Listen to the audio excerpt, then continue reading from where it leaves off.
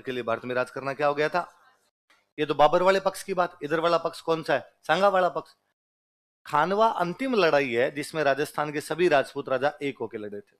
खानवा के बाद में राजस्थान के राजपूत राजाओं में ऐसी एकता दोबारा कभी भी दिखाई, यहाँ पे सारे राजा एक झंडे के नीचे होकर लड़ लिए, इसके बाद कभी भी दोबारा एक झंडे के नीचे होके नहीं लड़े थे। लिख लो कि भाई इसके बाद में कोई भी राजा कभी भी एक साथ आके किसी भी दूसरी शक्ति के खिलाफ लड़ने का प्रयास, छोटे मोटे गठबंधन बने बन जाओ, लेकिन सबका एक झंडे के नीचे आना खानवा के बाद में संभव नहीं हो पाया था। याद रहेगी बात। अच्छा, सांगा अंतिम राजपूत राजा जिसने दिल्ली को चैलेंज किया। सांगा के बाद में कोई भी राजपूत राजा दोबारा दिल्ली को चैलेंज नहीं। भाई अभी हम बार बार ये बात करेंगे, यदि वो खानवा जीत जाता तो वो कहां पर कब्जा कर लेता, दिल्ली और आगरा पे। और वो दिल्ली के आसपास के 200 गांवों से टैक्स ले रहा है, वो आगरा के पास में बयाना के किले पे कब्जा किया हुआ बैठा। इसके ये नहीं है कि सांगा के बाद में राजस्थान वाले लड़े नहीं थे, लड़े हैं, खूब लड़े।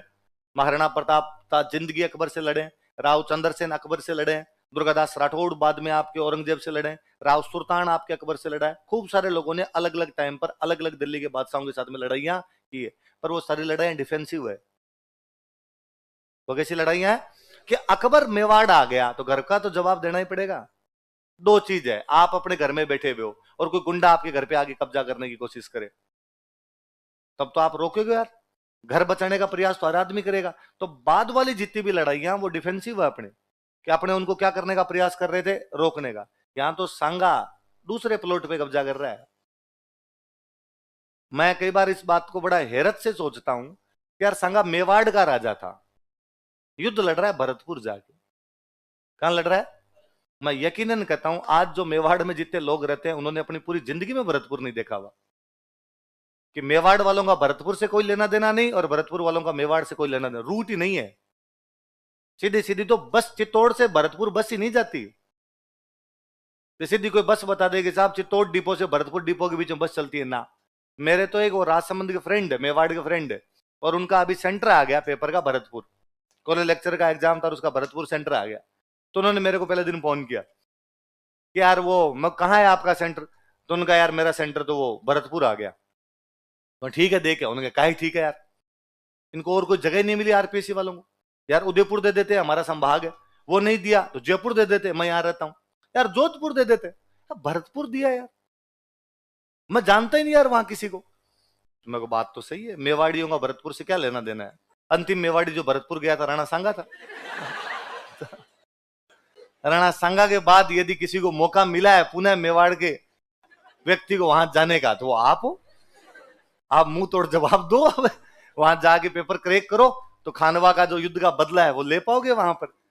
अब मुझे लगा कि यार बात कितनी सही है कि बाकी सब जगह पे ये करे मेरा कोई ना कोई जानकार है, लेकिन उस साइड में मेरा जानकार नहीं। ये ठीक बात वैसी कि आप भरतपुर के किसी बंदे को कि तू जाके चित्तौड़ रहे, उसे लगेगा यार इस साइड में तो मेरी कोई जानकारी नहीं है। भरतपुर वाला सोचेगा यार मुझे आप जयपुर की तरफ भेज दो तो मेरे को यहाँ पर कोई जाने। भरतपुर वाला लगेगा इससे तो आगरा ही भेज दो, उस साइड में फिर भी जानते हैं मेरे को, पर इधर तो मैं चित्तौड़ साइड में तो क्यों जाऊं। सांगा खानवा में जाके तो लड़ाई कर रहा है, बाड़ी में लड़ रहा है यार। वो पहले आगरा जाना पड़ता है फिर बाड़ी आना पड़ता है, रूट है ये। बस जाती है ना धौलपुर, वो पहले बस जयपुर से जाती है आगरा, आगरा से आती है धौलपुर। अभी यूपी क्रॉस करके धौलपुर में घुसना पड़ता है अपने को, वरना धौलपुर सीधा जाने का राजस्थान में रास्ता नहीं है कि जयपुर सीधा धौलपुर जाओ, कि आपको वो रूट ही उधर से यूपी वाला लेना पड़ता है। अब वो टेरिटरी अपने मिला ली, बाकी वो यूपी की टेरिटरी है उधर पूरी की पूरी। पर वहां बाड़ी में जाके वो युद्ध करके आ गया था। कितना साम्राज्यवादी राजा है वो। और ये तो कई चीजें अपने पढ़ते नहीं। चौहानों का अजमेर में अंतिम राजा था हरिराज। अंतिम राजा कौन था? हरिराज का भाई था पृथ्वीराज। पृथ्वीराज राजा था दिल्ली का। पृथ्वीराज चौहान तराइन के युद्ध में लड़ता हुआ मारा गया, इसलिए दिल्ली इनके हाथ से निकल गई, पर अजमेर इनके हाथ में पड़ा था। अजमेर के अंदर कौन बन गया आपका? हरिराज। लेकिन हरिराज भी यहाँ पे कुतुबुद्दीन ऐबक से लड़ता हुआ हार जाता है और उसके बाद में वो सुसाइड कर लेता है। तो अजमेर पर भी किसका कब्जा हो गया? तुर्कों का कब्जा। तो अजमेर वाले जो चौहान जो बच गए थे यहाँ पर, वो यहाँ से शिफ्ट हो गए यूपी। कहां चले गए? यूपी की साइड में। यहां से छोड़ छाड़ के वहां को रिश्तेदार रहे होंगे, कोई कारण रहा होगा, ये जाके यूपी साइड में बस गए। और अजमेर वालों की एक ब्रांच पहले ही चली गई थी, रणथंभौर। गोविंदराज चला गया, लेकिन रणथंभौर वालों ने 100 साल राज किया है पूरा पूरा। 1301 में हमीर भी वहां तुर्कों से लड़ता हुआ मारा जाता। चित्तौड़ रणथंभौर का साका अलाउद्दीन खिलजी के खिलाफ लड़ता हुआ मारा गया।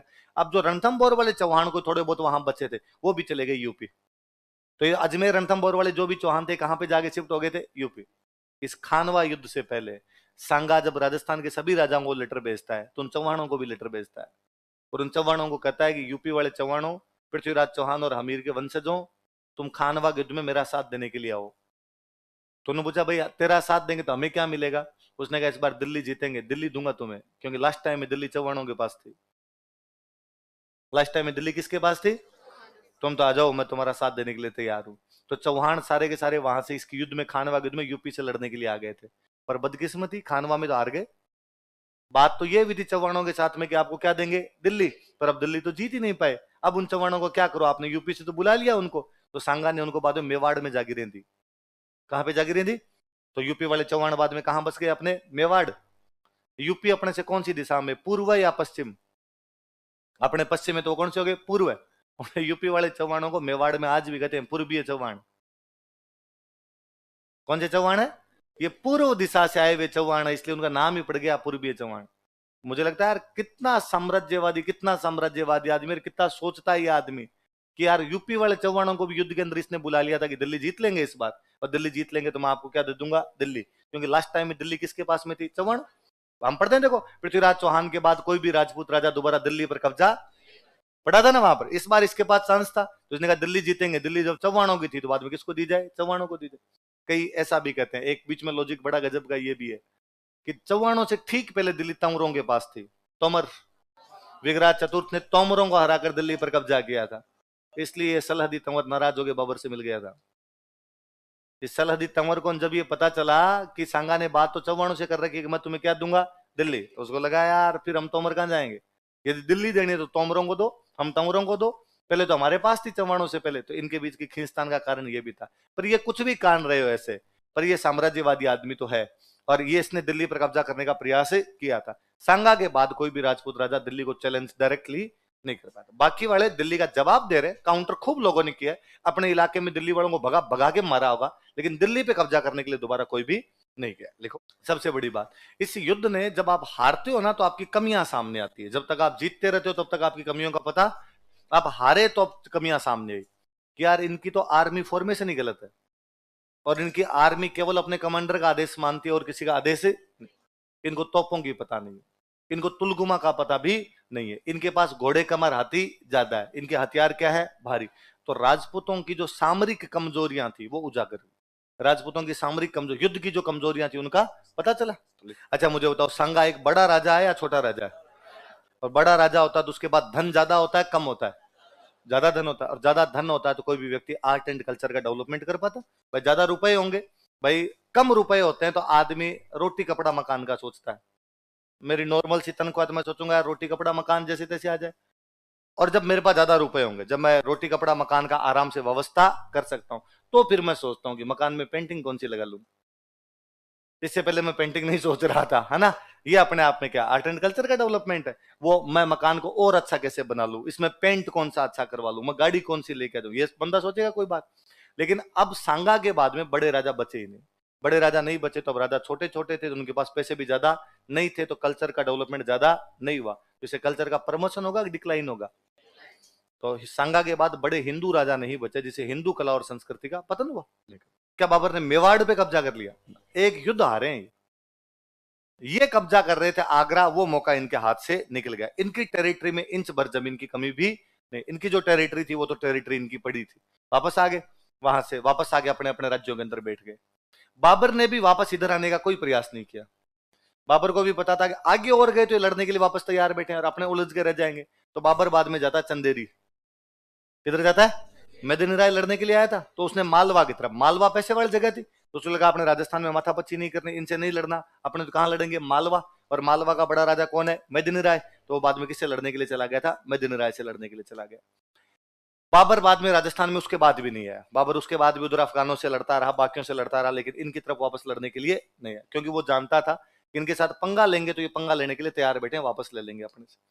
बाबर मर गया। इस युद्ध के 2 साल बाद बाबर मर गया था। बाबर के बाद बाबर का बेटा बना हुमायूं। हुमायूं को भारत में टाइम ही नहीं मिला। हुमायूं जैसे बना, शेरशाह सूरी ने उसको भगा दिया यहाँ से, वापस आया, आते ही मर गया। हुमायूं के बाद बना अकबर। अकबर को बहुत जल्दी एक बात समझ में आ गई थी कि भाई इन लोगों से पंगे लिए तो लड़ाइयां इन्हीं के अंदर होकर रह जाएगी। इसलिए अकबर ने अपने राजस्थान के राजाओं को दोस्त बनाने शुरू किए। तो अकबर संघर्ष की नीति त्याग देता है और सहयोग की नीति अपनाता है। कैसी नीति अपनाता है?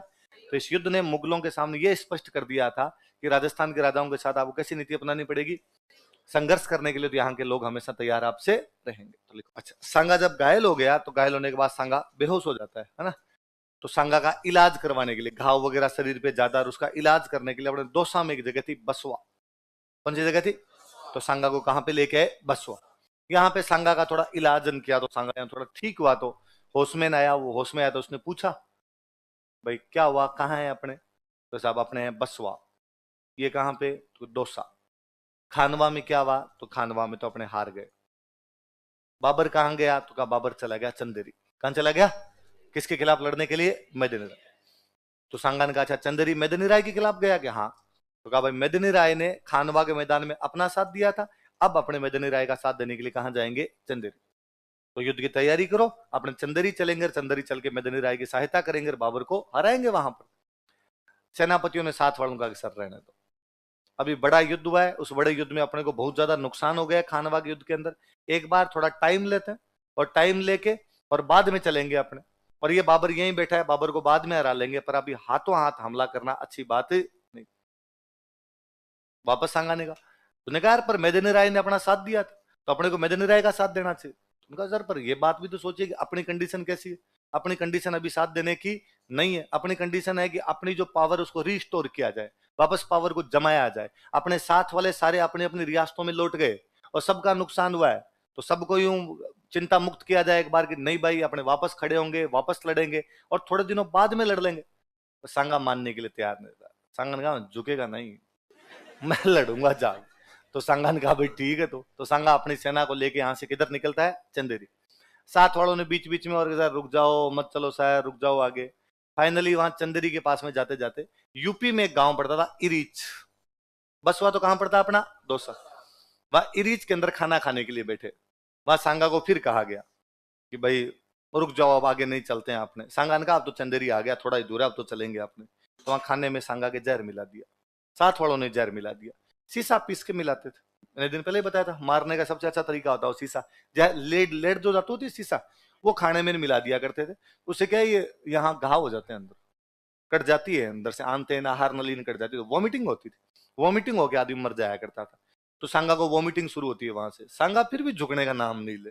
सांगन का हो रही है तो हो रही है, एक संतरे वाली गोली ला दो मैं खा लूंगा, सही हो जाऊंगा। बसों में पहले उल्टियां होती, संतरे वाली गोलियां खिलाते थे, खाई हुई आपकी? किस किस की खाई हुई है? हाँ वो फांक आया करती थी संतरे वाली, वो मुंह में मम्मी दे दिया करती, अब नहीं आएगी उल्टी तेरे को। तो वो सांगा को दी होगी, पर वो उल्टियां तो जहर के सामने, तो क्या करे। थोड़ा और आगे बढ़े, यूपी में एक गांव और पड़ता था कालपी। कौन सा गांव था? यहाँ पे सांगा की मृत्यु हो गई। वापस लेके आए अपने भीलवाड़ा में एक जगह पड़ती है मांडलगढ़। कौन सी जगह? यहाँ सांगा का अंतिम संस्कार हुआ, यहाँ सांगा की छतरी है। तो सांगा का इलाज कहाँ किया गया? सांगा को जहर कहाँ दिया गया? सांगा की मृत्यु कहां पर हुई? सांगा की छतरी कहां पर बनी हुई? सांगा किसकी सहायता करने के लिए जा रहा था? चंदेरी के मेदिनी राय। याद रहेगी बात? लिखो।